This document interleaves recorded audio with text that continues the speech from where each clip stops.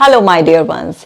आज इस वीडियो में बात करने वाली हूँ सेंसरी मोटर ऑब्सेशंस के बारे में। मैं आपको बताऊंगी कि इस तरीके की ओसीडी में किस किस तरीके की प्रॉब्लम आती है, किस तरीके के ऑब्सेशंस कंपल्शंस लोगों के साथ होते हैं, वो कैसे सफ़र करते हैं और कैसे घर बैठे ही आप अपने आप को इस तरीके की ओसीडी से मुक्त कर सकते हैं। तो हम बहुत डिटेल में समझेंगे।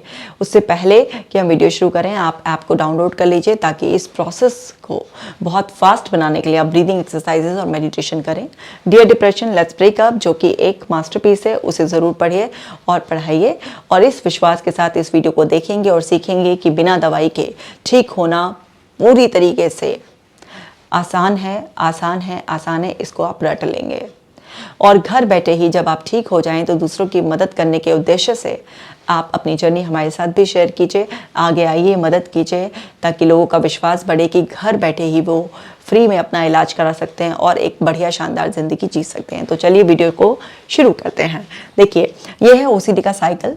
किसी भी तरीके की ओसीडी हो, आप जानते हैं यही है कि कोई ट्रिगरिंग पॉइंट होता है। अब ये ट्रिगरिंग पॉइंट कुछ भी हो, फिर उसके बाद जब आपको कुछ ऑब्सेशंस डेवलप हो जाते हैं, आपके दिमाग में कोई ऑब्सेशन यानी कि रिपीटेडली माइंड में कुछ आ रहा है और वो सब कुछ ऑब्वियसली बात है कि अनवांटेड है और नेगेटिव है। तो यहाँ पर क्या होता है, ट्रिगर समझिए, आपका मेंटल ट्रिगर भी हो सकता है कुछ और आपका एनवायरमेंटल ट्रिगर भी हो सकता है। जो ऑब्सेशन आता है ऑफ कोर्स वो नेगेटिव होता है और ये रिपीटेड आता है। वो नेगेटिव होता है, रिपीटेड आ रहा है और अनवांटेड होता है। तो क्या है, वो एंजाइटी देता है, आपके अंदर डिस्ट्रेस वाली फीलिंग रहता है। आप उसे एंजाइटी और डिस्ट्रेस को न्यूट्रलाइज करने के लिए आप कोई कंपल्शन करते हो, बट ये टेम्परेरी रिलीफ है और फिर इससे ओसीडी का रीइंफोर्समेंट हो जाता है। तो अब हम समझेंगे आज इस ओसीडी साइकिल को सेंसरी मोटर ओसीडी के रेफरेंस में। तो यहाँ पर है सेंसरी मोटर, इसी का दूसरा नाम भी है सोमैटिक, इसे सोमैटिक ओसीडी भी कहते हैं। तो समझिए इसमें क्या है, सोमा का मतलब होता है हमारी बॉडी, यानी कि एक पर्सन का सारा का सारा फोकस जो है उसके बॉडी के उन फंक्शंस पर चला गया है, उन चीज़ों पर चला गया है जो कि उसकी मर्जी के बिना, उसके कॉन्शियस कॉन्ट्रीब्यूशन के बिना अनकॉन्शियसली अंदर अंदर खुद ही चलते रहते हैं। तो उसका फोकस कहीं पर भी एक जगह फिक्स हो गया है और जिसकी वजह से उसको बार बार वही वहम होता रहता है। तो समझते हैं किस तरीके के ऑब्सेशंस होते हैं ब्रीदिंग पर। मेरे पास बहुत सारे लोग आते हैं इस तरीके से, वो बताते हैं कि उनका ब्रीदिंग पर, तो ब्रीदिंग पर ही उनका फोकस रहता है कि उनकी सांसें कैसे चल रही हैं, सामान्य चल रही है या नहीं चल रही है। अच्छा, जब सो जाएंगे उस वक्त सांस रुक गई तो, मतलब ब्रीदिंग पर ही लगातार फोकस है। जबकि ब्रीदिंग क्या है, एक अनकॉन्शियस प्रोसेस है। हमें हार्डली ही ध्यान रहता है, जब हम कुछ प्राणायाम वगैरह करते हैं तब हम कॉन्शियस ब्रीदिंग करते हैं। अदरवाइज ब्रीदिंग का पैटर्न हमारे अंदर अपने आप ही चल रहा होता है। किसी के अंदर सांसें बहुत लंबी गहरी होती हैं, किसी के अंदर जल्दी जल्दी सांस लेते हैं, लेकिन ये अनकॉन्शियस प्रोसेस होता है। तो फोकस वहां चला जाता है। ऐसी आईज को ब्लिंक करना या आई कांटेक्ट, हम मिला पा रहे हैं या नहीं मिला पा रहे, या स्टेयरिंग की उस तरफ जो है ना मेरी आईज फिक्स हो गई थी, कुछ भी इस तरीके से, या आईज को ब्लिंक करना कि कितनी बार ब्लिंक हो रही हैं, इस तरीके से ध्यान वहां पर चला गया, आईज के ब्लिंकिंग प्रोसेस पर या आई फिक्सेशन पर या आई कांटेक्ट में कहाँ देख रहा था या मेरी नजरें यहाँ थी वहाँ थी, अलग अलग तरीके से वही वहम बैठ गया दिमाग में। ऐसे ही किसी भी चीज़ को स्वेलो करने में, जब आप ना कोई भी चीज़ खाते हैं तो वो अंदर जाती है ना, एक गल्पिंग प्रोसेस होता है, तो बहुत सारे लोगों का फोकस उधर ही चला जाता है। तो वो बार बार इस तरीके से कि मेरे अंदर कोई चीज़ कैसे जा रही है, कोई चीज़ यहाँ अटक ना जाए, अलग अलग तरीके के वहम उनके दिमाग में बैठ जाते हैं। और इन सब के पीछे एक ही कॉज होता है, वो होता है सेलेक्टिव अटेंशन।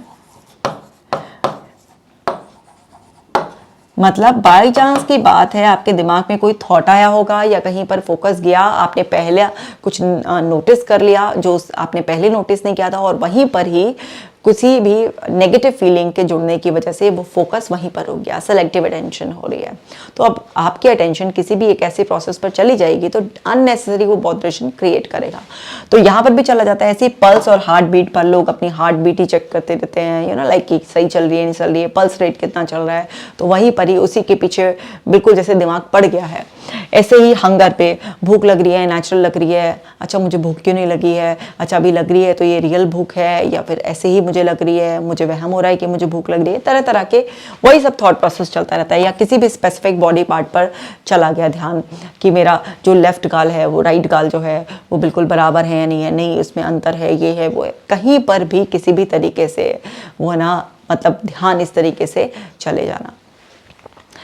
और भी देखिए किस किस तरीके के ऑब्सेशंस होते हैं। विजुअल फ्लोटर्स, किसी भी तरीके के डिस्टर्बेंस। एक्चुअली हम सबकी आइज़ के सामने अगर आप कभी आपने एक्सपीरियंस किया हो कि कुछ इस तरीके से कभी कभी ऐसा लगता है मच्छर सा उड़ रहा है ना, या कभी कभी कुछ बादल से तैर रहे हैं।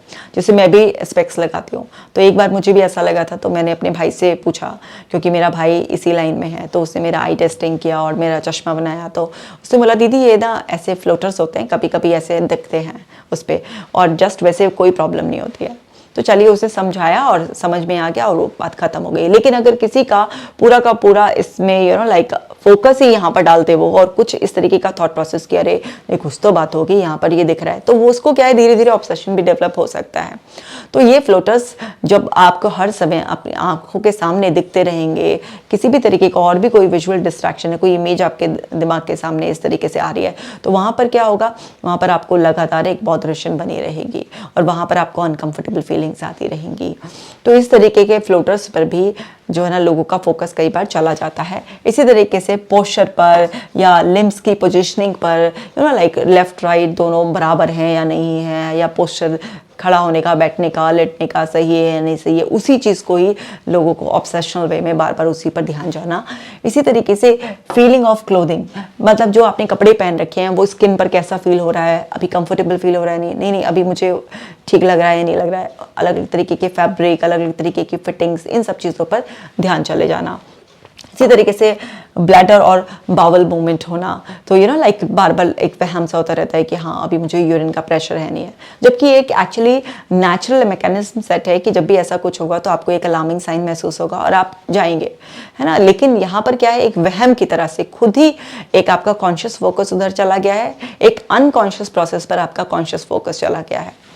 ऐसे ही मूवमेंट जो है ना माउथ का, टंग का, तो बहुत सारे लोगों को ना ऐसे कि बोलते वक्त टंग का मूवमेंट कैसे हो रहा है, होठ ऐसे ऊपर नीचे कैसे हो रहे हैं, अलग अलग तरीके से लोगों को इस तरीके से ध्यान चला जाता है।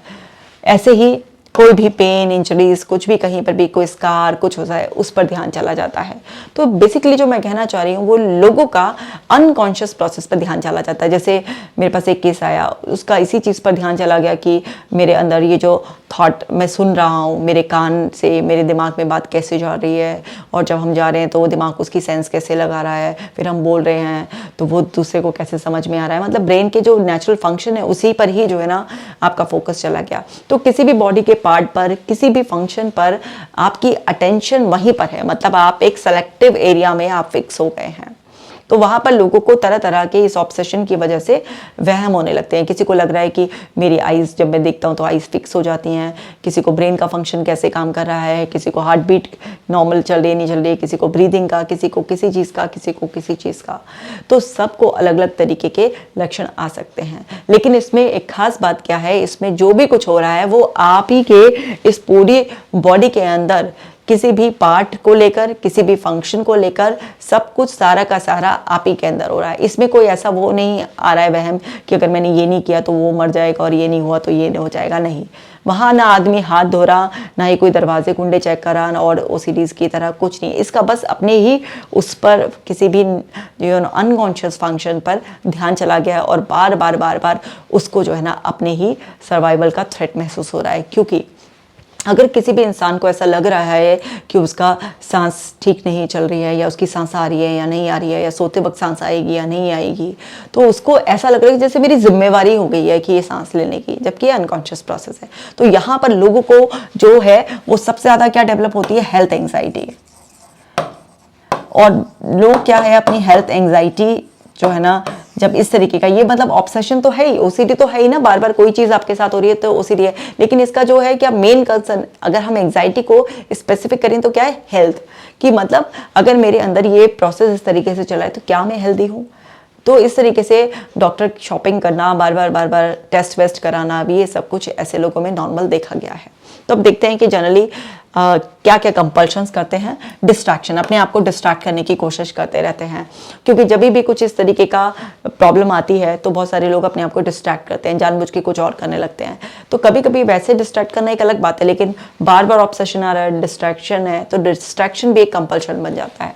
इसी तरीके से अवॉइडेंस, बहुत सारी स्पेसिफिक जगह में जाकर जो है ना आपको ऐसा ट्रिगर मिलता है तो उस जगह ही फिर आप अवॉइड करने लगते हैं। या जैसे एक लड़का था, उसको ना अपने लेफ्ट राइट फेस के कट में वो लगता था, तो जैसे मिरर को अवॉइड करना, तो ये भी क्या है, अवॉइडेंस, ये भी क्या है, कंपल्शन बन जाता है। क्योंकि जब आप अवॉइड करते हो तो माइंड उसको भी एक्शन की तरह ही कंसीडर करता है। इसी तरीके से काउंटिंग है ना, बहुत सारे लोग काउंट करने लगते हैं, 1 मिनट में कितनी बार सांस आ रही है, हार्ट बीट कितना जो है ना ऊपर मतलब हार्ट कितनी बार बीट कर रहा है 1 मिनट के अंदर। और इसी तरीके से कोई भी जो है ना प्रोसेस है कि मैंने अपनी पलकें कितनी बार झपकाई हैं, तो अलग अलग तरीके से ऐसे काउंटिंग भी करने लग जाते हैं। ऐसे ही मेजर करना, मॉनिटर करना, बार बार आप किसी चीज़ को मेजर करते रहोगे, आप मॉनिटर करते रहोगे, कंपैरिजन करते रहोगे दूसरों से, आंकड़े चेक करते रहोगे गूगल पर, तो ये तो प्रॉब्लम वाली बात बनी जाएगी ना। तो क्योंकि ये सारे अनकॉन्शियस प्रोसेस होते हैं ज़्यादातर, ये सब आपके मन का वहम है, लेकिन आप वहम को बार बार किसी भी तरीके से मॉनिटर कर मेजर कर आप उसे रियलिटी की शेप दे रहे हो। ऐसे र्यूमिनेशन यानी कि डीपली फोकस्ड हो जाना, तो एक तरीके के उसी चीज़ पर बिल्कुल बाल की खाल निकालने के लिए अंदर उसी डीप प्रोसेस में खो जाना, तो इस तरीके के भी कंपल्शंस होते हैं। सीकिंग रीअश्योरेंस, बार बार किसी से पूछना कि मेरी सांसें ठीक चल नहीं चल रही है, हार्ट बीट कितनी होती है, एक बार में 1 मिनट में कितनी बार हार्ट को बीट करना चाहिए, पल्स रेट कितनी होनी चाहिए, मतलब अलग अलग तरीके से। अच्छा मेरा लेफ्ट और राइट जो है ना दोनों गाल बराबर हैं, अलग अलग तरीके से। अच्छा मैं ठीक तरीके से खड़ा हूँ या नहीं खड़ा हूँ, अच्छा जब मैं बात कर रहा था तो मेरा मुंह ठीक नहीं हो रहा था, अलग अलग तरीके से किसी भी तरीके से रीअश्योरेंस भी ले सकते हैं। और देखिए क्या होता है, लुकिंग अप सिम्टम्स, बार बार अपने अंदर के जो सिम्टम्स हैं उनको देखते रहना, गूगल पर भी सिम्टम्स को चेक करना, मैचिंग करना, दूसरे से उसके सिम्टम्स के बारे में पूछना, तो ये सब क्या है, सिम्टम्स को चेस करते रहना, ये भी कंपल्शन बन जाता है। मेंटल चेकिंग एंड रिव्यूइंग, कहीं मैं ऐसा सोचते नहीं रहा, अच्छा जब मैं वहाँ था तो भी इतने बार हो रहा था मेरे साथ, ये अभी इतनी बार हो रहा है, मतलब किसी भी तरीके से मेंटल रिव्यूइंग, चेकिंग अलग अलग तरीके से चलती रहती है। ऐसे ही फिजिकल चेकिंग भी होती है ना, आप चेक कराने डॉक्टर के पास भी चले जाते हैं, घर में भी जो है ना बार बार चेक करते रहते हैं। कोई बार अपनी पल्स रेट चेक कर रहा है, कोई बार अपने आप को किसी भी वे में जो भी उसका ऑब्सेशन है मिरर में जाकर चेक कर रहा है, कहीं पर भी कैसे भी वो अपने आप को उस प्रोसेस के लूप से बाहर नहीं आने देते, वो क्योंकि कंपल्शंस करते रहते हैं। इसी तरीके से रिपीट करना, कोई भी बात को बार बार अपने आप को रिपीट करना, नहीं सब सही है, नहीं मेरी हार्ट बीट बिल्कुल ठीक चल रही है, नहीं मेरी ब्रीदिंग पैटर्न बिल्कुल नॉर्मल है, तो बार बार उस चीज़ को रिपीट करना, ये हीलिंग वाला रिपीटेशन नहीं है, ये एक्चुअली कंपल्शन है। क्योंकि जस्ट आप उस थॉट से परेशान हो रहे हैं, इसलिए आप इस चीज़ को रिपीट करें। या किसी भी प्रोसेस को, ये हर तरीके से होता है, या तो इस तरीके से आपने रिपीट करा, या फिर आप क्या कर रहे हैं, उस प्रोसेस को रिपीट करें। एक बार चेक किया, नहीं, फिर दोबारा, फिर 4 बार, इस तरीके से चेक करे जा रहे हैं।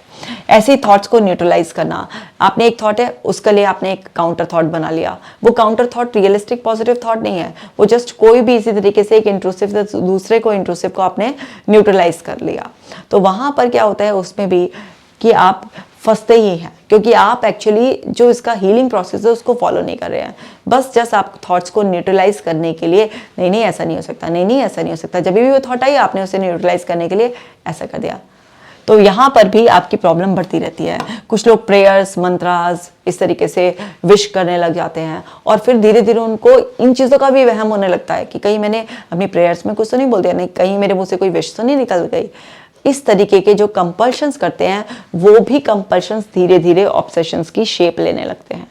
तो आपको समझना है कि जिस तरीके के ये फिजूल के कंपल्शंस हमारे किसी भी तरीके के ओसीडी में होते हैं, ये नए ऑब्सेशंस को पैदा करने की ताकत रखते हैं। तो कंपल्शन तो हमें बिल्कुल भी नहीं करना होता है। अब समझते हैं कि क्या करना होता है। ये देखिए ओसीडी का साइकिल में ट्रिगर आपको मिल रहा है, अंदर से भी या बाहर से कहीं भी मिल रहा है, ऑब्सेशन भी आ रहा है। अब क्योंकि सेंसरी मोटर की हम बात कर रहे हैं, तो उसमें मैंने बताया किस किस तरीके के ऑब्सेशंस आ सकते हैं आपको। तो वहाँ पर ऑब्सेशन आ रहा है, आपको एंजाइटी डिस्ट्रेस भी डेफिनेटली होगा ही होगा, क्योंकि ये एक्चुअली ओसीडी इस तरीके की गंदी बीमारी है। इसमें क्या होता है कि आपका चैन सुकून खो जाता है, कॉन्फिडेंस खत्म करने लगती है ओसीडी, आपका टाइम बर्बाद करने लगती है। आपको पता है फिजूल का बकवास हो रही है आपके अंदर, लेकिन फिर भी आप परेशान हैं क्योंकि आपको लग रहा है आप कंट्रोल नहीं कर पा रहे हैं, तो वो जो अनकंफर्टेबल फीलिंग्स डोमिनेंट होती है, यहाँ पर इनको न्यूट्रलाइज करने के लिए जो आप ये कंपल्शन कर देते हैं, जिसको मैंने फेड कर रखा है, यही सबसे बड़ी प्रॉब्लम है। तो सबसे पहले हमें कंपल्शंस को स्टॉप करना है। यहाँ पर हमें रेजिस्ट करना होता है और कन्फ्रंट करना होता है। इतना आसान नहीं होता, मैं ये नहीं कहूँगी कि ऐसे चुटकियों का काम है एकदम आसान हो जाएगा, लेकिन आपको धीरे धीरे प्रैक्टिस कर कर कर इसको आसान बनाना है और इससे मुक्ति पाई जा सकती है। तो देखिए क्या कर सकते हैं आप घर बैठे ही। थेरेपिस्ट के साथ जर्नी तय करना एक अलग बात होती है, लेकिन आप घर बैठे भी अपनी मदद कर कर कुछ टाइम में इससे पूरी तरह से मुक्ति पा सकते हैं। तो समझिए क्या कर सकते हैं हम। आपको अंडरस्टैंड करना है मेटा बिलीफ। मेटा का मतलब होता है बियॉन्ड, यानी कि किसी चीज़ के पीछे का क्या हुआ है। तो जो भी आपके अंदर किसी भी तरीके की ओसीडी है, तो वहाँ पर आपके जो ऑब्सेशन है, यानी कि एक बिलीफ बन गया है आपका, एक सेलेक्टिव अटेंशन वहाँ पर चली गई है। तो पहले तो ये समझिए कि आपकी लाइफ में कोई ना कोई पुरानी बॉदरेशन, स्ट्रेस आपने कूड़ा कचरा अपने दिमाग में इकट्ठा कर रखा होगा, जिससे आपके अंदर स्ट्रेस का लेवल बहुत ज़्यादा बढ़ने की वजह से आपका माइंड रिएक्टिव जोन में चला गया था, और वहाँ पर इस तरीके के ऑब्सेशंस को ग्रो करने का मौका मिल जाता है, और आप एक ऐसे लूप में फंस गए हैं जिसको आप बैक ऑफ माइंड आप भी जानते हैं कि यह फिजूल की बात है, लेकिन ये मन आपकी बुद्धि को काम नहीं करने दे रहा है। तो वो जो ऑब्सेशन आपके दिमाग में जो डर अंदर थॉट के रूप में, नेगेटिविटी के रूप में फिक्स हो गया है, उसके पीछे का बिलीफ देखिए कि अगर आपका सांसों पर ध्यान नहीं भी रहा तो क्या हो जाएगा। आपका अगर किसी भी चीज़ को गल्प करने के, स्वेलो करने के प्रोसेस पर ध्यान नहीं रहा तो क्या हो जाएगा। तो आपके अगर लिम्स में आपको फ़र्क लग भी रहा है, तो सभी के उसमें दोनों हाथों में, दोनों पैरों में, कहीं ना कहीं किसी अंग में जो भी कुछ इस तरीके से कुछ होता है, तो थोड़ा बहुत माइनर सा डिफरेंस हो सकता है। इससे क्या ही हो जाएगा। कोई भी इस तरीके की जो भी आपके दिमाग में ऑब्सेशंस आ रहे हैं, उसके पीछे का आप मेटा बिलीफ ढूंढने की कोशिश कीजिए। जब आप उसको रिग्रेस करते हैं कि अच्छा ये बिलीफ है, अच्छा इसके पीछे का बेस क्या है, अच्छा फिर इसके पीछे का बेस क्या है, अच्छा फिर इसके पीछे का बेस क्या है, तो आप क्या है डीपली रूट कॉज तक पहुंच जाते हैं, और आपको एक्चुअल में बॉदर क्या कर रहा है, वही ऑब्सेशन जो आ रहा है या उसके पीछे के आप कुछ बिलीफ्स के लेयर लेकर बैठे हुए हैं, वो परेशान कर रही है। तो आप इससे अपनी बहुत मदद कर सकते हैं, क्योंकि जब आप रूट कॉज वाले बिलीफ तक पहुंच जाते हैं तो उसे डिस्प्यूट करना, उसको चेंज करना आसान हो जाता है। डिस्प्यूटेशन मैंने ऑलरेडी बहुत बार सिखाया हुआ है। इसी तरीके से माइंडफुलनेस जब रहते हो आप, प्रेजेंट मोमेंट में अपनी अवेयरनेस बढ़ाते हो, तो क्या होता है प्रेजेंट मोमेंट में हम क्या होता है जिस मोमेंट में होते हैं वहीं पर ही होते हैं। अब ये जो आपका सेलेक्टिव अटेंशन वाला गेम है, ये कब ओवर होगा, जब आप माइंडफुल रहना शुरू कर दोगे। आप जो भी काम कर रहे हो बस आप उसी में डीपली फोकस्ड हो, तो आपका उस अनकॉन्शियस प्रोसेस से जो आपके अंदर खुद ही ऑटोमेटिकली चलने वाला था, उससे ध्यान हटना शुरू हो जाएगा। आपका उन फिजूल की बातों से ध्यान हटना शुरू हो जाएगा। तो माइंडफुलनेस को बढ़ाने के लिए आप अपनी 5 सेंसेस को ट्रेन कर सकते हैं। ऑलरेडी मैंने इस पर वीडियो बनाया हुआ है, ऐप पर भी 5 सेंसेस को कैसे जो है ना आप ट्रेन कर सकते हैं, उसकी एक एक्सरसाइज भी कंसंट्रेशन वाले फोल्डर में, तो आप उसमें से 5 सेंसेस की एक्सरसाइज भी कर सकते हैं। मेडिटेशन के ज़रिए आप जो है ना अपने माइंडफुलनेस बढ़ा सकते हैं। कॉन्शियस सेल्फ टॉक के ज़रिए आप जो है ना कि मैं हर सिचुएशन में माइंडफुल रहती हूँ, प्रेजेंट मोमेंट में फोकस करना मेरे लिए बहुत आसान है। तो इस तरीके की कुछ भी अफर्मेशंस लिखकर आप अपने आप को माइंडफुलनेस की ट्रेनिंग भी दे सकते हैं, क्योंकि माइंडफुलनेस आपको हर एंग्जाइटी से दूर रखकर प्रेजेंट मोमेंट में रहने की हेल्प करती है। मेडिटेशन तो बहुत ही अच्छा प्रोसेस है, क्योंकि जो ओसीडी में जो आपको एंग्जाइटी हो रही है, फियर हो रहा है, उसमें क्या है आपके अंदर का जो प्रोटेक्टिव मैकेनिज्म है, फाइट और फ्लाइट, वो ऑन रहता है, और उसको ऑफ करने के लिए मेडिटेशन ही है एक तरीका। जब आप मेडिटेट करते हैं वहाँ पर आपका वो जो अंदर का जो एक फियर सेंटर है, जो ओवर स्टिमुलेट हुआ है, जो आपके अंदर फाइट फ्लाइट जो है ना चल रहा है लगातार, उसको ऑफ करने के लिए मेडिटेशन। शुरुआत में शायद आप मेडिटेशन भी ना कर पाएँ, लेकिन किसी भी चीज़ को अगर आप लगातार बार बार ट्राई करते हैं, तो वो शुरुआत में कितना भी मुश्किल की ना हो, लेकिन वो एक दिन आपके लिए आसान हो जाती है। तो एक दिन में तो नहीं होता, लेकिन एक दिन ज़रूर हो जाता है, इस बात को याद रखेंगे। शुरुआत में आप क्या करें, आप ना गेजिंग मेडिटेशन करें या गाइडेड मेडिटेशन करें। ये दोनों मेडिटेशन करने आसान होते हैं, क्योंकि गेजिंग में आपको एक पॉइंट पर फोकस करना होता है, और गाइडेड में आपके कानों में एक स्क्रिप्ट पढ़ रही होती है, उसको फॉलो करना होता है।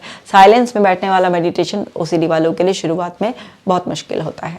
ये करते करते भी आपका दिमाग इधर उधर जाएगा, लेकिन वो कब तक जाएगा, वो जो है ना धीरे धीरे आप उसे बार बार एक ही चीज़ रिपीट करा के ट्रेन कर देंगे। रीअश्योरेंस लेना बंद करना है। से नो टू रीअश्योरेंस। रीअश्योरेंस लेना आपको बिल्कुल ही बंद करना है। रीअश्योरेंस बंद करते ही आप देखेंगे आपकी बहुत बड़ी प्रॉब्लम सॉल्व हो गई है। आपको थोड़ा सा रिस्क लेना है कि देखते हैं क्या होगा, ठीक है। आप ये देखिए, अभी तो आप बड़े हैं, समझदारी है आपके अंदर। छोटे बच्चे को देखिए, उसकी भी सांसें अपने आप चल रही हैं, सब जिंदा होते हैं ना।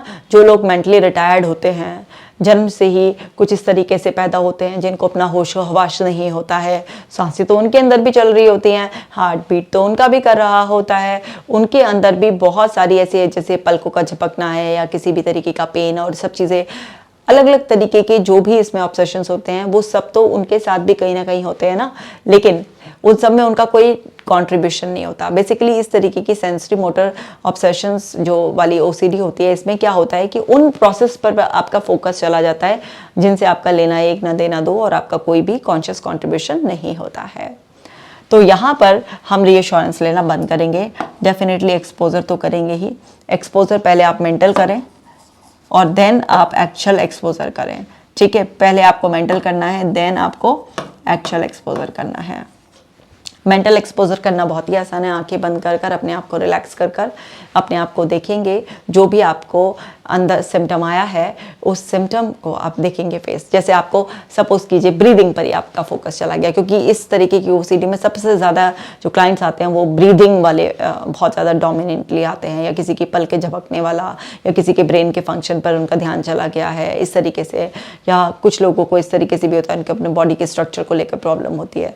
तो इस तरीके के ज़्यादा सिम्टम वाले लोग देखे गए हैं। तो उसमें जैसे मैं एग्जांपल देकर बताती हूँ आपको, ब्रीदिंग का ही है। तो ब्रीदिंग का एक आपका फोकस वहम की तरह चल गया। अब लेकिन आप कॉन्शियस फोकस करो कि हाँ ठीक है, ब्रीदिंग चल रही है मेरी, और अब अपना जो एक सेलेक्टिव अटेंशन जो ऑटोमेटिकली वहम की तरह थी, अब उसे आप वहम की तरह नहीं, आप एक्सपोज कर रहे हो कॉन्शियसली कि यस, कॉन्शियसली भी मैंने नोटिस किया, तो अभी सब कुछ मेरे अंदर सही चल रहा है। मतलब एक तो ये था ऑब्सेशन की तरह बार बार आपका फोकस जा रहा था, लेकिन अब आप विलिंगली एक्सपोजर के पर्पज से उस पर फोकस कर रहे हो और आप देख रहे हो कि आपकी सांसें कैसे आ रही हैं और जा रही हैं, और फिर आप अपने आप को कमांड दे रहे हो कि I choose to shift my attention from this process. इस प्रोसेस से मैं अपनी मर्जी से अटेंशन शिफ्ट कर रहा हूँ, क्योंकि मुझे और भी बहुत इंपॉर्टेंट काम है। एंड देन आपने देखा कि आपको एक सेटिस्फैक्शन है कि आपकी सांसें बिल्कुल ठीक चल रही हैं, और उसी टाइम पर आपने देखा कि आप अपने और ज़रूरी के काम कर रहे हैं, और आपने जो आपकी सेलेक्टिव अटेंशन थी उसकी जगह अब आपका वाइड एंगल आपने मेंटेन किया है, और आप के अंदर ये जो प्रोसेस है अनकॉन्शियस जो चलता था, आप सेफ फील कर रहे हैं। और आप देखिए अपने आप को पढ़ता हुआ, किचन में काम करता हुआ, अपने ऑफिस का वर्क करता हुआ, जो भी है।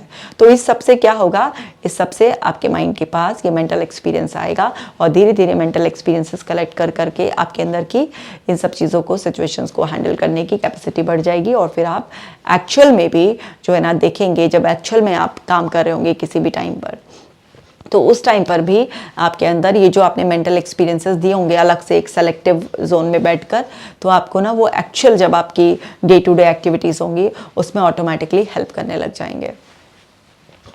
इसी तरीके से अफर्मेशंस, आप अपनी खुद की स्पेसिफिक अफर्मेशंस लिख लीजिए। जिस भी तरीके के आपको ऑब्सेशन या कंपल्शंस आते हैं, तो उस तरीके से आप जो है ना उसी स्पेसिफिक चीज़ के लिए आप ना अफर्मेशन लिख लें।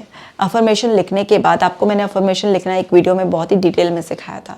अगर आपने वो वीडियो नहीं देखी है तो अभी देख लीजिए। उसमें मैंने बताया था अफर्मेशन किस तरीके से लिखनी होती है, ना का इस्तेमाल करे बिना प्रेजेंट टेंस में लिखनी होती है, और आपकी स्पेसिफिक होनी चाहिए बहुत ज़्यादा। तो पहले उस वीडियो को भी देख लेना ताकि आपको समझ में आ जाए कि अफर्मेशंस कैसे लिखनी होती हैं, और फिर अपनी स्पेसिफिक अफर्मेशंस लिख कर उनको आंखें बंद कर कर बार बार मेंटल इमेजिनेशन के साथ साथ आप रिपीट करेंगे तो वो आपके अंदर बैठ जाएंगी। इस सब प्रोसेस को अगर आप 7-8 महीने लगातार पूरी तरीके से घर पे फॉलो कर लेंगे तो आप देखेंगे कि आप अपनी इस तरीके की ओसीडी से मुक्त हो गए। इसके अलावा पूरा प्रॉपर CBT, ERP और हिप्नोथेरेपी, NLP, डेफिनेटली ये तो सब मैजिकल थेरेपीज़ हैं ही।